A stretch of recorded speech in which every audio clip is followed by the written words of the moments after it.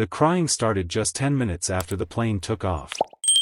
At first, it was the soft, tired cry of a baby who simply didn't like flying. But within seconds, it turned into desperate wailing that echoed through the quiet cabin. Passengers shifted in their seats. A few sighed loudly. One man across the aisle muttered under his breath. I held my son tighter against my chest, bouncing him gently, whispering every comforting word I knew. Hey, buddy, it's okay. Daddy's here. But nothing worked. His tiny face turned red, tears streaming down his cheeks as his cries grew louder with every passing second. I could feel the stares of everyone around me. Some sympathetic. Some clearly annoyed. And I couldn't blame them. A screaming baby on a 6-hour flight was no one's idea of peace. But what they didn't know was that I was trying my best, completely alone. You see, 2 months ago my wife passed away unexpectedly. A sudden illness. One day she was laughing in the kitchen, the next I was holding her hand in a hospital room trying to understand how life could change so quickly. Now it was just me and Noah. My 4-month-old son. This flight was supposed to be a fresh start. I had accepted a job in another city where my sister lived. She promised she would help me raise him. Because the truth was, I was terrified. Terrified of failing as a father. Noah cried louder.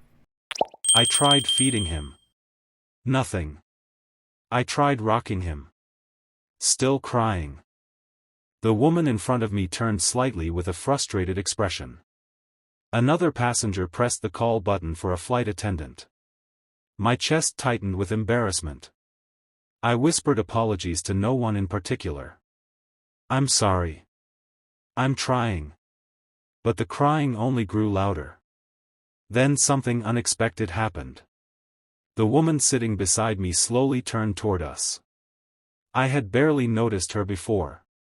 She looked to be in her early 30s, wearing a soft gray sweater and holding a small stuffed bunny in her hands. She had been quietly watching the entire time. Her eyes weren't annoyed. They were understanding.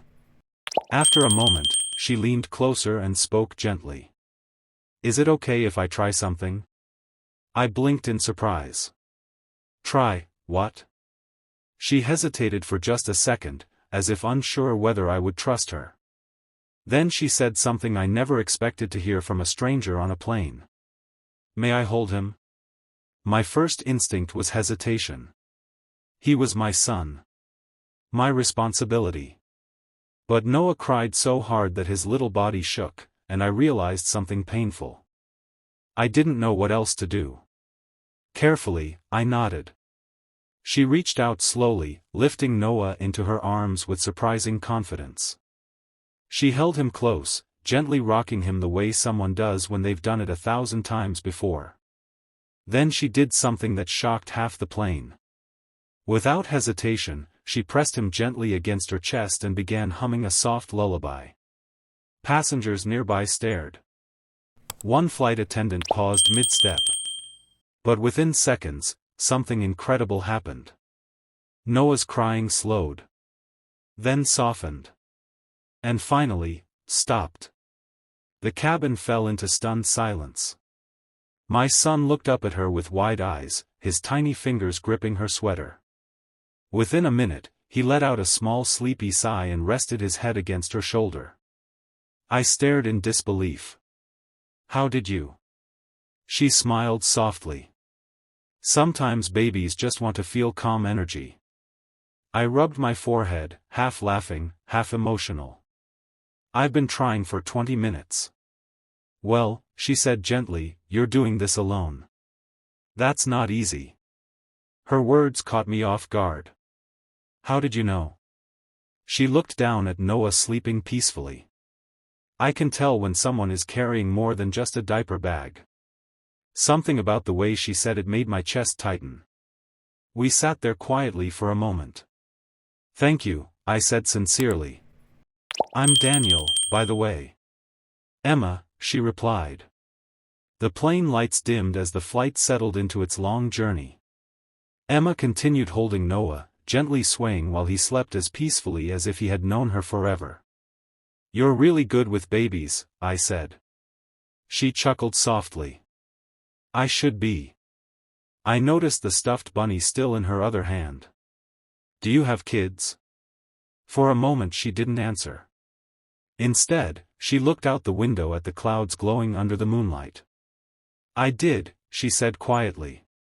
The air between us changed. "My daughter," she continued softly, "would be about Noah's age now." I didn't know what to say. "She passed away during childbirth." The words hit me like a wave. Two strangers. Two broken stories. Sitting side by side in seat 18A and 18B. "I'm sorry," I said gently. She nodded, though her eyes glistened. When Noah started crying, something in me just reacted. She looked down at him sleeping in her arms. And holding him feels like the first peaceful moment I've had in months. I swallowed hard. The universe had placed two grieving parents next to each other thousands of feet in the air. And somehow, my son had stopped crying the moment she held him. The rest of the flight passed quietly. Emma fed Noah a bottle when he woke up again, changed his diaper with impressive speed, and even managed to make him laugh for the first time that day. Each time I watched them together, something warm grew inside my chest. For the first time since losing my wife, I didn't feel completely alone. When the plane finally landed, passengers began gathering their bags. Emma carefully handed Noah back to me. "He's a good baby," she said softly. "Only when you're around apparently." She laughed. We walked together toward the airport exit, neither of us quite ready to say goodbye. Outside the terminal, cold evening air brushed across our faces. "So," she said with a shy smile, "this is where we part ways." I looked down at Noah sleeping peacefully in my arms. Then back at her.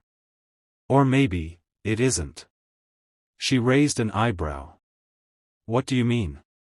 I took a deep breath. "You said holding Noah gave you peace for the first time in months."